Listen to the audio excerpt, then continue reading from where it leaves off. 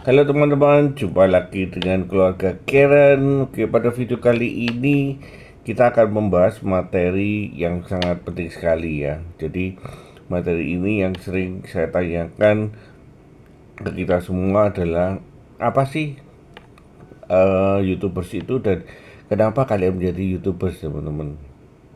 Sebelum kakak cobakan lebih dalam, coba cermati kenapa kalian ingin menjadi YouTubers dan apa yang akan kalian lakukan sebagai YouTubers teman-teman, dan kenapa sekali hanya segelintir orang yang bisa sukses dengan menjadi YouTubers. Nah, ini pertanyaan-pertanyaan yang sering berseliweran mungkin di kepala kita, dan sampai sekarang mungkin kita belum mendapatkan jawabannya, ya kan? Bahkan sampai ketika kita sudah monetisasi channel kita masih bingung nih. Kita sebagai YouTuber harus ngapain? Kita harus apa ya? Kenapa?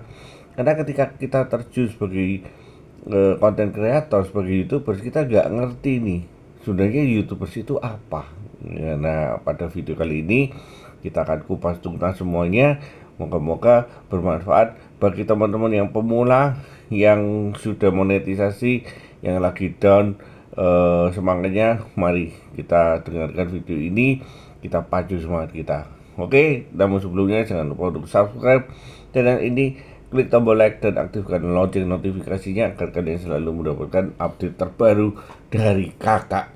Oke, yang pertama adalah kakak selalu mention kepada teman-teman sesama YouTubers. YouTubers itu adalah konten kreator teman-teman ya. Konten kreator ini itu bisa sukses, bisa tidak sukses, tergantung pertama kali kita menentukan positioningnya kita sebagai content creator itu apa.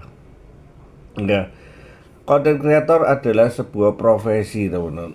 Ya, sebuah profesi yang sangat indah sekali. Jadi sebagai content creator itu kita jangan memposisikan kita itu sebagai hobi, ya kan? Namun kita itu menjadi seorang content creator itu adalah profesi ya. Profesi yang mana beda dengan hobi teman-teman ya. Kalau kita ngomong hobi berarti apa? Ya senang-senang saya aja. Kalau saya lagi pengen, saya bikin konten. Kalau nggak pengen, ya saya nggak bikin konten. Itu adalah profesi ya. Kalau saya lagi pengen basket, ya saya basket. Tapi kalau sudah nggak pengen, ya udah nggak. Nah, ketika kalian mengatakan bahwa content creator ini sebagai hobi, maka otomatis kalian akan tidak berhasil di menjadi content creator teman. Kenapa? Karena nggak fokus ya kan. Karena itu mari kita sama-sama sepakat terlebih dahulu bahwa ketika kita sudah mulai terjun menjadi content creator, maka kita wajib tahu bahwa sebagai content creator, sebuah tanggung jawab kita adalah itu adalah sebuah profesi yang harus kita pegang benar-benar ya kan. Namanya profesi ini berarti apa? Ini akan menentukan karir profesional kita kedepannya itu seperti apa ya kan. Kalau kita hobi ya udah, kita tidak ada target apa-apa, namanya hobi ya teman-teman ya. Hari ini saya lagi seneng jalan-jalan basket, besok enggak gitu ya udah. Tapi kalau kita sudah menentukan bahwa sebagai YouTubers ini adalah content creator adalah profesi, maka kita akan punya target ya kan. Target sebagai karir dari profesional kita ini sebagai content creator ini apa. Nah, ini jadi ketika kita sudah menentukan target itu, maka kita akan tahu nih langkah untuk mencapai target itu mau kemana nih ya kan. Apa yang harus saya lakukan, apa yang harus saya perbuat agar target itu bisa tercapai teman-teman ya. Jadi saya selalu tekankan kepada kita semua, yuk mari kita sama-sama sepakat terlebih dahulu agar kita tetap memiliki motivasi yang cukup, motivasi yang terus menerus tanpa henti.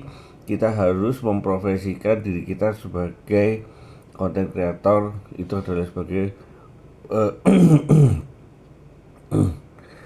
karir ya kan. Jadi sebagai bukan sebagai hobi teman-teman ya.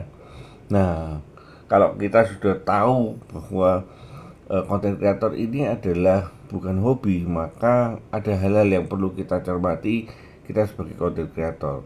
Oke, yang pertama adalah ketika kita sepakat bahwa itu adalah profesi dan profesi yang harus kita pegang benar-benar, maka pertama yang harus kita pegang sebagai content creator adalah komitmen waktu dan energi, ya kan? Jadi ini yang penting ya. Jadi kenapa kita harus komitmen waktu dan energi, karena ketika kita memposisikan YouTubers ini sebagai content creator dan adalah profesi, maka tentunya ini akan sama halnya dengan kita bekerja di institusi, di perusahaan yang mana ada jam kerjanya, terus kemudian ada waktunya, kapan kita bekerja, kapan kita mengeluarkan energi. Ini sama teman-teman ya. Jadi jangan berpikir bahwa YouTubers itu saat sedang-sedang aja gitu ya. Saya pengen ngupload video ya upload. Saya nggak pengen ya nggak pengen gitu. Harapannya apa? Harapannya durian runtuh dari langit jatuh ke kita. Langsung satu video kita buat sebulan sekali langsung FYP jadi 500.000 view. Itu mungkin ada ya teman-teman, tapi mungkin satu dibandingkan berapa juta video yang seperti itu. Dan ketika kita mengharapkan yang seperti itu, maka probabilitasnya sangat rendah sekali ya. Apalagi kita bukan siapa-siapa di sini ya kan. Semuanya dimulai dari nol. Semua profesi dimulai dari nol. Ketika kita meniti karir, itu kita juga mulai dari nol teman-teman. Ketika kita selesai kuliah, kita memutuskan bahwa kita itu ingin bekerja dan ingin menjadi seorang direktur nanti 10 tahun, 15 tahun kemudian, maka kita bersemangat teman-teman ya. Jadi kita semangat, kita lalu memiliki suatu target timeline untuk mencapai bahwa oke, 15 tahun lagi saya ingin menjadi direktur gitu. Hal yang sama itu harus kita lakukan sebagai seorang YouTubers. Karena apa? Karena YouTubers adalah content creator, adalah profesi. Karena itu ketika kita menjadi content creator, yang pertama adalah kita harus benar-benar tentukan target kita itu apa teman-teman ya. Jadi target kita dalam jangka pendek itu apa, target kita dalam jangka panjang itu apa, ini yang harus ditentukan. Karena dengan adanya target tersebut, maka kita punya langkah itu sudah jelas ya kan, akan terarah teman-teman ya kan. Targetnya apa? Oke, 10 tahun lagi saya mau penghasilan saya jadi ya jangan terlalu gede-gede ya, karena target kebesaran ini akan membuat kita punya mental bisa down dulu sebelum mencapai targetnya. Tapi target yang terlalu kecil itu akan membuat kita berleha-leha, bersantai-santai. Jadi buat target itu serasional mungkin pada saat ini ya kan. Jadi kita nggak berpikir bahwa target itu akan rasional untuk tahun-tahun yang ke depan ya, tapi target itu buat serasional mungkin, kira-kira jangka pendeknya sekian, jangka pendeknya sekian teman-teman ya. Jadi ini yang kakak lakukan sampai sekarang, bahwa sebagai content creator kita harus memiliki target, kita memiliki tujuan gitu. Contoh yang paling gampang ya. Oke, saya mau akun saya monetisasi dalam waktu 6 bulan. Jadi harapan saya adalah saya ingin dalam jangka panjang ya, kita ngomong 6 bulan ya.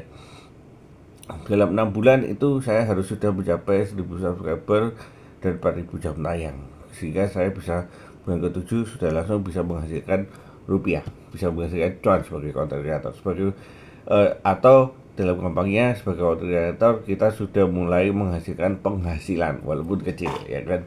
Nah, ketika kita sudah memiliki target nih, maka langkah kita sekarang terarah, betul nggak? Terarah menuju ke target itu. Oke, dalam waktu 6 bulan saya harus mencapai 1000 subscriber nih teman-teman ya. Oke, ini adalah impian kita ya, 6 bulan. Berarti apa? Kalau kita ngomong 1000, berarti sebulan saya harus mencapai berapa? 1000 bagi 6 teman-teman ya. Dan lebih anggap 160 something lah. Oke, karena 160 susah. Oke, target saya adalah berarti untuk mencapai 6 bulan itu 1000, saya harus mencapai 200 subscriber per bulan. Nah, ini. Jadi setelah kita dapat adalah impian kita dalam jangka yang panjang, ya kan. Jadi jangka panjang itu adalah 6 bulan, maka kita akan bisa menentukan impian kita, target kita dalam jangka pendeknya. Oke, kalau 6 bulan saya harus mencapai 1000, berarti dalam 1 bulan saya harus mencapai 200 nih, ya kan. Oke, kalau 200 berarti dalam 1 hari saya harus mencapai berapa? 200 bagi 30, teman-teman. Berarti 20 bagi 3. Artinya bahwa saya hanya menargetkan saya hanya memiliki 7 subscriber tiap hari, ya kan. Nah, sehingga kita akan bilang, oh 7 tiap hari gampang nih, ya kan. Jadi ini yang harus kita buat rinciannya. Ketika kita sudah punya impian, kita punya cita-cita, lalu kita akan bisa menjabarkan bahwa apa yang kita ingin capai di rincian tersebut. Nah, sehingga kita akan tahu, oh berarti 1 hari saya harus mencapai dapat 7 subscriber. Nah, baru kita tahu nih, untuk mencapai 7 saya harus melakukan ini, jelas semua ya, jelas ya. Jadi tidak ada yang istilahnya kenapa banyak sekali konten kreator itu yang mengatakan bahwa, oh kak saya ini susah mencapai 1000 subscriber, 4000 jam tayang susah gitu. Karena apa? Karena mungkin mereka tidak ada planning, teman-teman ya. Mereka hanya pengennya, aku mau cepat monetisasi, aku mau instan monetisasi, ya kan, agar menghasilkan rupiah gitu ya, agar menghasilkan pendapatan gitu. Tapi nggak ada planning, ya kan. Itu sama aja punuk merindukan bulan ya. Jadi kembali lagi bahwa tentunya kita harus planning yang rasional ya. Jangan sampai bilang gini, kak saya ingin mencapai 1000 subscriber 4000 jam tayang dalam waktu 1 bulan gitu. Oke, 1 bulan berarti 1 hari berapa? Nah, itu irrasional. Mungkin bisa tercapai, tapi kita harus menentukan target kita itu yang rasional sesuai dengan kemampuan kita terlebih dahulu, ya kan? Itu teman-teman yang penting ya. Jadi kembali lagi bahwa itu yang harus kita lakukan sehingga kita tahu. Nah, misalkan gini, ketika lewat 1 bulan, kita akan review nih hasil dari bulan itu apa. Ternyata target kita 200 dalam waktu 1 bulan. Puji Tuhan bahwa ternyata saya bisa mencapai 250 subscriber dalam 1 bulan.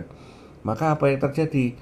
Kalian bisa menentukan 2 hal. Pertama adalah kalian revisi goal kalian jadi lebih cepat, atau kalian tetap dengan goal yang sama tapi kalian challenge agar bulan kedua kalian at least mendapatkan subscriber yang sama dengan bulan yang pertama. Ini baru akan hidup kalian bergairah, teman-teman ya. Jadi kalian men-challenge diri sendiri agar kalian selalu improve. Sama kalau kita kerja ikut orang, kita kerja di institusi juga sama. Kalau kita hanya kerjanya gitu-gitu aja, ya karir kita hanya gitu-gitu aja, teman-teman. Tapi kalau kita merasa bahwa saya harus improve, saya harus lebih dari ini, maka target kalian 15 tahun lagi ingin jadi direktur itu mungkin bisa tercapai. Tapi kalau kalian hanya itu aja, ini aja, aku kerja ini aja, gak mau nambah, gak mau upgrade skill dan lain sebagainya, ya itu lupakan gitu. Target 15 tahun jadi direktur lupakan gitu ya. Jadi kembali lagi ya, kakak ingin bilang bahwa seorang YouTubers itu adalah profesi, teman-teman ya.